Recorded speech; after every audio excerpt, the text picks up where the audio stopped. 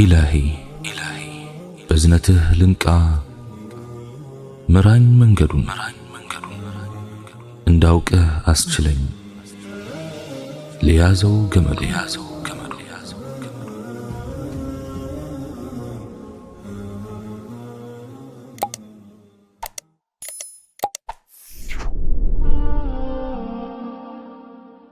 بسم الله.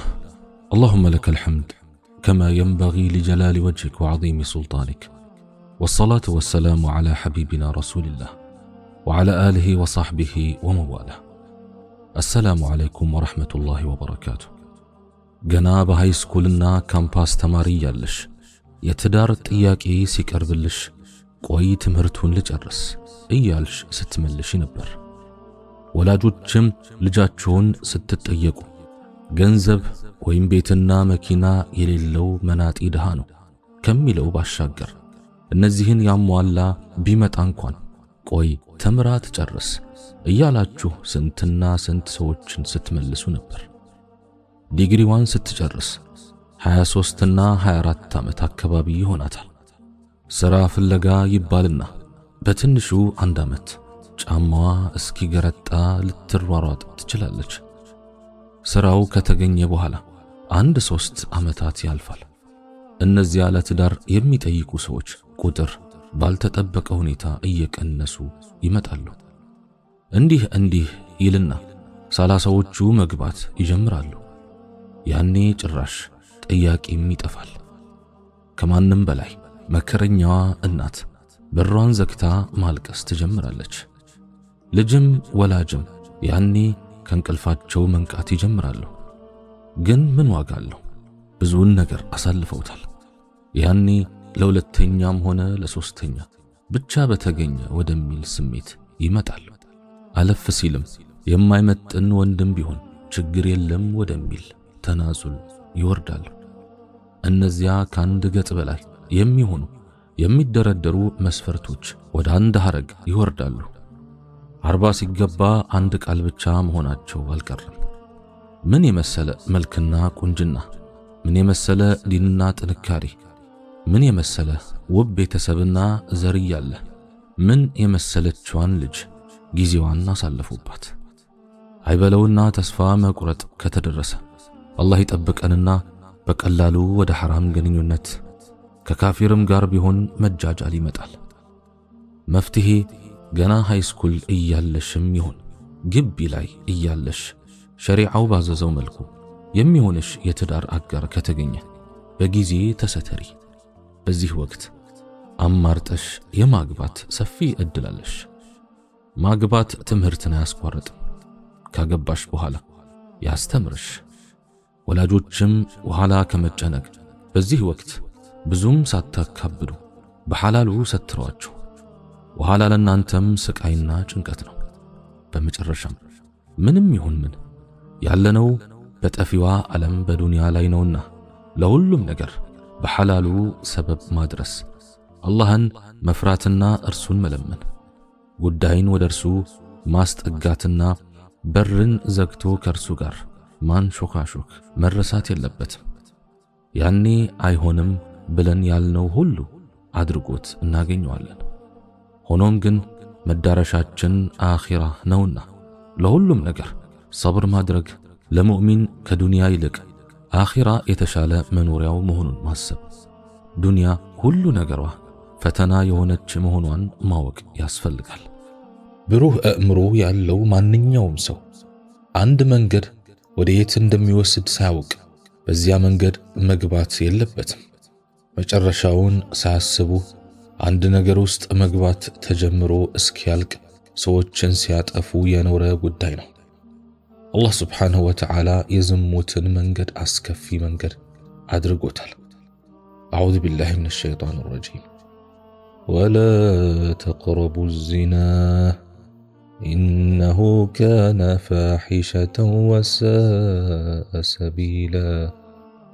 ዝሙትንም አትቅረቡ እርሱ በርግጥ መጥፎ ሥራ ነውና መንገድነቱም ከፋ። ሱረቱል ኢስራ አንቀጽ 32።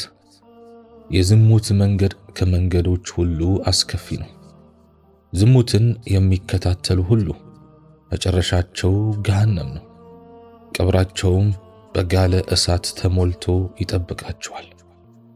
ከስራቸው የእሳት ነበልባል እየተነሳ ሲፈጃቸው ወደ ላይ በመውጣት ከእሳቱ ለመዳን ይሞካክራሉ። ነገር ግን መልሰው ወደ ነበሩበት ቦታ ይወድቃሉ። በዚህ መልክ እየተሰቃዩ እስከ ለተቂያማ ይቆያሉ። ይህን ሁኔታ የአላህ መልእክተኛ ዓለይሂ ሰላቱ ወሰላም በህልማቸው አላህ አሳይቷቸው ለሰሓቦቻቸው ነግረዋል። ሰሙራ ብን ጁንዳብን ረዲየላሁ ዐንሁ ጠቅሰው ቡኻሪ እንደዘገቡት የአላህ መልእክተኛ ዓለይሂ ሰላቱ ወሰላም ብዙ ጊዜ ለባልደረቦቻቸው ዛሬ ህልም ያየ ካለ ይንገረን ይሉ ነበር። እሳቸው ህልም አይተው ከሆነም ይነግሩን ነበር። አንድ ቀን ይህን ነገሩን ብለው ካወሩት ረጅም ሐዲስ ውስጥ የሚከተለው ይገኝበታል። ዛሬ ሌሊት 2 መጪዎች መጡና ተነስ እንሂድ አሉኝ። እኔም እሺ ብዬ አብሬያቸው ሄድኩ። ከዚያም ወደ ላይ ወጣን። እዚያም ራቁት የሆኑ ወንዶችና ሴቶችን አየን። እነዚህ እርቃናቸውን የሚታዩ ሰዎች ከስራቸው የእሳት ነበልባል እየተነሳ ይፈጃቸዋል። በዚህን ጊዜ በጣም ይጮኻሉ። እኔም እነዚህ እነማን ናቸው ብዬ ጠየቅኩ። እነሱም እነዚያ በምድጃ ግንብ ውስጥ ያየሃቸው ወንድና ሴቶች ዝሙተኞች ናቸው አሉኝ። አልኸራኢጢ አላህ ይዘንላቸው ሑዘይፋን ጠቅሰው እንደዘገቡት የአላህ መልእክተኛ ዓለይሂ ሰላቱ ወሰላም እንዲህ ብለዋል፣ ሙስሊሞች ሆይ ዝሙትን ራቁ። ዝሙትን 6 ጥፋቶችን ያስከትላል። 3ቱ ዱንያ ላይ የሚከሰቱ ሲሆኑ 3ቱ ደግሞ አኺራ ላይ የሚከሰቱ ናቸው። በዱንያ የሚከሰቱት 3ቱ ጥፋቶች እፊትን ያጨልማል፣ የከፋ ድህነት ያስከትላል፣ ዕድሜን ያሳጥራል። በአኺራ የሚከሰቱት 3ቱ ጥፋቶች ደግሞ አላህን ያስቆጣል፣ ምርመራን ያጠናል፣ እሳት ያስገባል። ቡኻሪ ዘግበውታል። ሰሓባው አነስ ረዲየላሁ ዐንሁ ዝሙትን የሚያዘወትር ሰው ጣዖት አምላኪ ነው ብለዋል። ትክክለኛነቱ በተረጋገጠ ሐዲስ አላህ መልእክተኛ ዓለይሂ ሰላቱ ወሰላም እንዲህ ብለዋል፣ 3 ሰዎች የቂያማ ዕለት አላህ አያናግራቸውም፣ ከወንጀላቸውም አያጠራቸውም፣ ለነሱም አሳማሚ ቅጣት አዘጋጅቶላቸዋል። እነሱም ዝሙተኛ ሽማግሌ፣ ዋሹ ንጉሥ፣ ኩራተኛ ድሃ ናቸው። ዝሙት አስከፊ ወንጀል ለመሆኑ አላህ ሱብሓነሁ ወተዓላ በዚህች ዓለም አሰቃቂና አዋራጅ የሆነ ቅጣት ጥሎበታል። ዝሙተኛ ዝሙት መፈጸሙ በማስረጃ ከተረጋገጠ በኋላ አግብቶ የሚያውቅ ከሆነ ሰዎች በተሰበሰቡበት ቦታ ተቀጥቅጦ እንዲገደል፣ አግብቶ የማያውቅ ከሆነ ደግሞ 100 እንዲገረፍና ከሀገር እንዲባረር ሸሪዓው የወሰነበት ዝሙት ቆሻሻና አስቀያሚ ወንጀል ስለሆነ ነው። ዝሙት መልካም ስነ ምግባራትን ሁሉ ያጠፋል። ዝሙተኛ ሰው ሃይማኖተኝነቱ ይቀንሳል፣ ክብሩን አይጠብቅም፣ ሞራሉ የወደቀ ስለሆነ ቅናት አይኖረውም፣ ቃሉን አያከብርም፣ እውነትን አይናገርም፣ የልብ ጓደኛ አይኖረውም። እፊቱ ስለሚጨልም ለተመልካች አስቀያሚ ይሆናል፣ ድብርት ይበዛበታል፣ የሚያየው ሁሉ በንቀት አይን ይመለከተዋል፣ ከሃዲ አድርጎም ይቆጥረዋል። ማንም ሰው በምንም ነገር ላይ አያምነውም። ከአካሉ መጥፎ ነገር ይወጣል፣ ልቡም በጭንቀት ይሞላል። ምክንያቱም ዝሙትን የፈጸመው ደስታን ለማግኘት ነበር። ደስታ ግን በአላህ እጅ ስለሆነ እሱን በመታዘዝ እንጂ በማመጽ ሊገኝ አይችልም።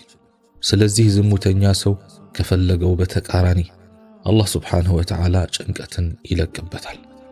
ዝሙተኛ ሰው በጀነት ውስጥ ሑረል ዐይን የማግኘት እድሉን በገዛ እጁ ይዘጋል። በሐዲስ እንደተነገረው በዱንያ ዓለም ሐር የለበሰ ሰው በአኺራ አይለብሰውም። እንደዚሁም በዱንያ አገር ስሜቱን በሐራም መንገድ ያረካ ሰው በአኺራ ሑረል ዐይኖችን አያገኝም። ዝሙት ዝምድናን ያስቆርጣል፣ ወላጆችን ለመዳፈርና ለማንገላታት ይዳርጋል። ሐራም ገንዘብ ለመብላትም በር ይከፍታል። ዝሙተኛ ሰዎችን ይበድላል፣ ቤተሰቡንና ባለቤቱን ለጥፋት ያጋልጣል። ምናልባትም ራሱን ለማጥፋት ሊያስገድደውም ይችላል። ዝሙተኛ አውቆም ይሁን ሳያውቅ ፍላጎቱን ለማሳካት በድግምትና በሽርክ ተግባራት ሊታገዝም ይችላል። ዝሙት ከፊቱም ከኋላው ብዙ ወንጀሎችን ሰብስቦ ይይዛል።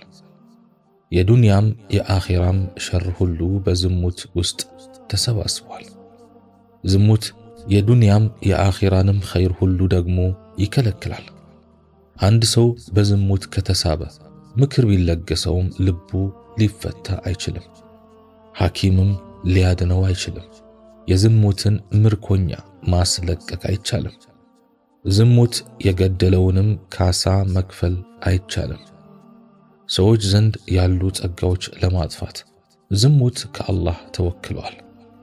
አንድ ሰው ዝሙት ላይ ከወደቀ የአላህ ጸጋዎች በሙሉ ከላዩ ላይ ይወገዳሉ።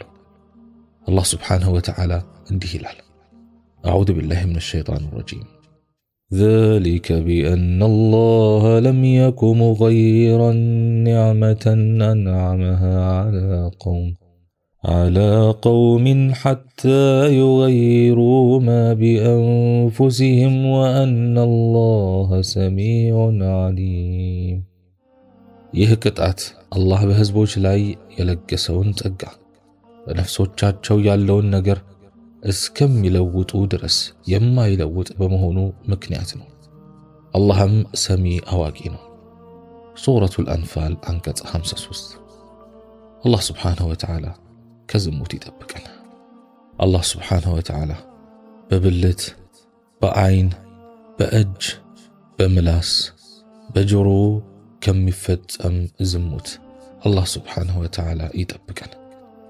እኔም በተናገርኩት እናንተም በሰማችሁት የምንጠቀም ያድርገን። ሱብሓነከ አላሁመ ወቢሐምዲክ አሽሀዱ አን ላ ኢላሃ ኢላ አንት አስተግፊሩከ ወአቱቡ ኢለይክ ወአኺሩ ደዕዋና አን አልሐምዱሊላሂ ረቢል ዓለሚን ወሰላሙ ዓለይኩም ወረሕመቱላሂ ወበረካቱሁ።